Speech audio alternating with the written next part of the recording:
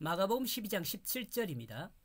이에 예수께서 가라사대 가이사의 것은 가이사에게 하나님의 것은 하나님께 바치라 하시니 저희가 예수를 심히 기이히 여기더라. 제가 번역한 내용은 그 예수는 그리하여 그들에게 말했다. 이런 이중적인 생각을 가지고 접근하는 바리새인과 헤롯 당에게 예수님은 이중적 답변으로 문제를 해결하셨습니다. 당신들은 가이사의 것은 가이사에게 줘라. 예수님은 세금에 대한 부분을 명령으로 말하고 있습니다. 바치라, 주라, 이 명령어입니다. 예수님 당시에 사용하는 화폐는 로마에서 사용하는 데나리온과 유대인이 사용하는 세금으로 건널 때 그 세 개를 사용했어요. 그리고 그리스인이 사용하는 화폐의 이름은 드라크마입니다. 이는 화폐에 따라 사용하는 장소와 또는 물품 등이 다를 수 있습니다. 그러므로 이 이득이나 보호에 따른 세금은 이득을 보장해주고 또 경제적 행위를 보호해주는 쪽에 세금을 내는 것이 합당하다는 것입니다. 이런 이유로 성전에서 돈을 바꾸는 환전상들이 있었습니다. 그리고 그 하나님의 것은 하나님에게, 하나님에 대한 부분은 관사가 있지만 가이사에 대한 부분은 관사가 없습니다. 만약 가이사의 그것은 가이사에게 주라는 말로 예수님 말씀이 끝났다면 이들은 할 말이 많았을 것입니다. 또 예수님 말씀의 부정적인 면에 대해 더욱 적극적으로 행동했을 것입니다. 그러나 하나님의 것은 하나님께 드리라는 말에 이들은 당황하고 또 예수님의 말씀에 흠을 잡을 수가 없었을 것입니다. 그러나 이를 좀 더 생각하면 대제사장과 서기관과 장로들과 바리새인들과 헤롯 당이 예수 그리스도에 대해 잘못 알고 있는 점을 밝히고 있는 부분입니다. 이 앞에서 설명한 내용인데요. 유혹하기 위해 사용하는 말이 있죠.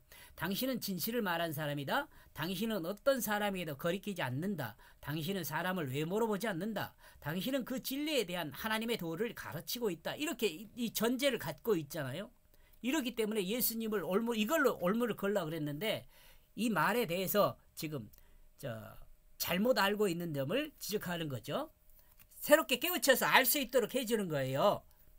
예수님은 예수님에 대해 이들의 이와 같은 예로 예수를 시험하는 자들에게 그들의 부족한 점을 말씀해주고 있고 또 가르치고 있습니다. 예수님이 진실하다는 부분은 어떤 방법으로도 부정할 수 없습니다. 또 사람을 거리끼지 않는다는 것도 부정할 수 없습니다. 그러나 세 번째 부분은 약간 생각하게 하는 부분이 있습니다. 예수님은 사람을 판단함에 외모로 보지 않고 그 중심만을 보는 것은 아닙니다. 외모도 보지만은 외모에 의한 것에 의한 그 마음 중심이 어떤 중심의 마음에서 그 겉으로 드러나는가 이걸 본단 말이에요. 우리는 예수님께서 외모를 전혀 보지 않는다는 말이 없다는 그것을 알아야 합니다. 예수님은 사람을 외모로만 판단하지 않습니다. 예수님은 외모와 그 중심을 다 보십니다. 우리는 이 부분을 해석함에 있어서 또한 응용하는 점에서 주님은 사람의 중심만을 보신다고 생각할 수 있습니다. 사무엘상 16장 7절에 사무엘이 이스라엘의 왕을 찾았을 때 하나님은 사람을 외모로 보지 않고 그 중심을 보신다고 말씀하셨습니다. 이 말은 하나님은 외모를 보지 않는다는 그것이 아니라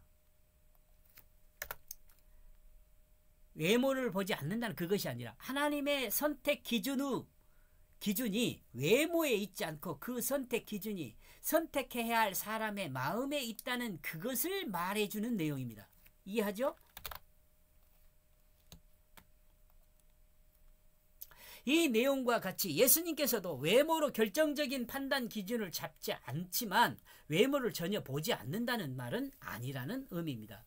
예수님은 외모를 통해 누구에게 속한 것인지에 대해 알 수 있다고 말씀하십니다. 즉 가이사에게 속한 것은 가이사를 닮은 형상이고 하나님께 속한 것은 하나님을 닮은 형상이 있다는 것입니다.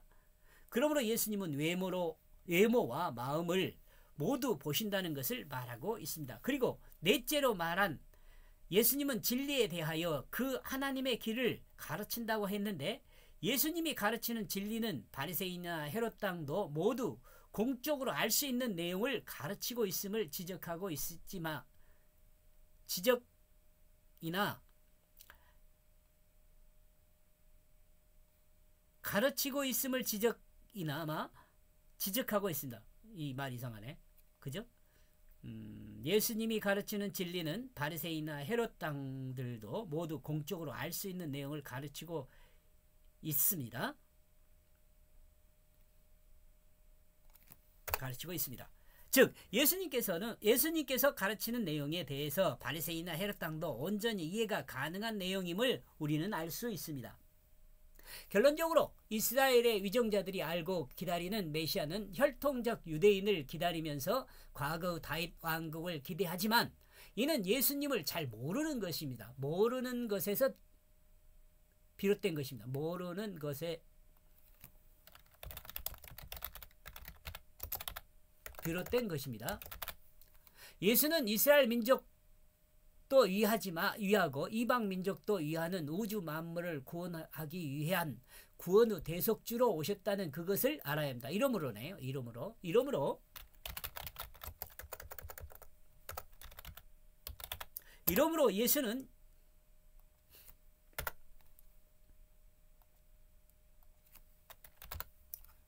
예수는 이스라엘 민족도 위하고 이방 민족도 위하는 우주 만물을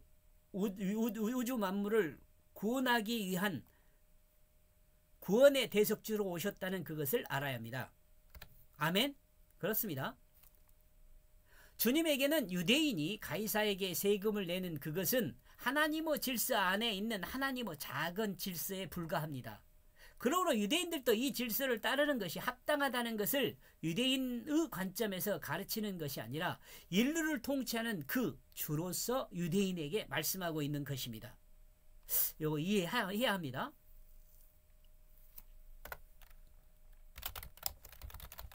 우리 그리스도인도 하나님 나라에 속하죠. 또한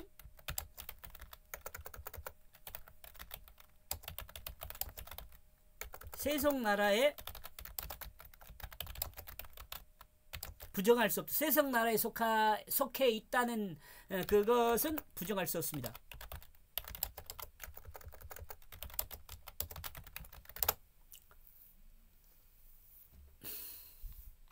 그죠? 그래야 그들은 예수에 대해 감탄하고 있다. 모든 인류를 아우르는 이 통치 개념을 바리새인과 헤롯 당이 이해할 수 있었을지는 모르지만 이들은 예수님의 대답에 감탄하고 있습니다. 이런 점에서 대한민국을 위한 기도는 하나님 앞에 합당하지 않다고 봅니다. 여기서 대한민국을 위한 기도가 아니고 대한민국만을 위한 기도요. 그리스도인은 하나님 나라 백성입니다. 주님이 모든 인류를 위한 그 십자가 대속을 완성하셨듯이 그리스도인도 모든 인류를 위한 삶을 늘 생각하고 이 안에서 하나님을 향하여 기도해야 합니다. 성경은 이 부분에서 그들이 놀랐다고 표현하고 있습니다. 예수님의 대답은 그들이 예상했던 대답이 아닙니다. 그들이 예상했던 그 대답보다 더 정확하고 합당한 대답을 하셨기 때문에 그들은 놀라고 감탄하게 된 것입니다.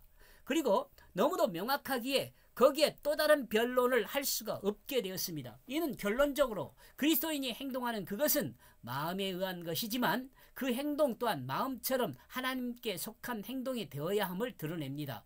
이거 중요합니다. 이런 내용을 여러분들이 이해해야지 그리스도인이 세상에서 어떻게 살아야 할지를 이해할 수 있습니다. 이런 내용들을 이해하지 못하면 기독교 이기주의가 돼요.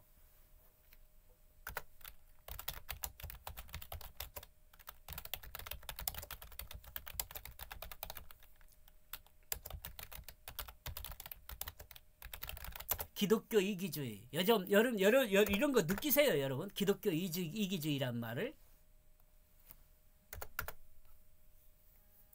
이러므로 이를 통해 예수님은 이스라엘이라는 한 민족 공동체를 위해 오심이 아니라 여러분 아닙니다. 모든 인류 구원을 위해 오셨다는 그것을 밝혀주고 있습니다. 아멘 해야 돼요, 여러분. 이것은 이같이 말씀해주고 보여주시는 주님의 모습에서 바리새인과 헤롯 당은 놀라지 않을 수 없었습니다. 왜냐하면 예수님의 말씀은 작은 유대 공동체를 말함이 아니라 하나님 나라라는 커다란 우주 공간을 이야기하고 있기 때문에 그렇습니다. 이렇게 해서 17절요. 제가 번역한 내용으로는요. 그 예수는 그리하여 그들에게 말했다. 당신들은 가이사의 것은 가이사에게 주라. 그리고 그 하나님의 그것을 하나님에게. 그리하여 그들은 예수에 대해 감탄하고 있다. 가이사의 것은 가이사에게 주고 하나님의 것은 하나님께 드려라. 여기까지 보겠습니다. 고맙습니다.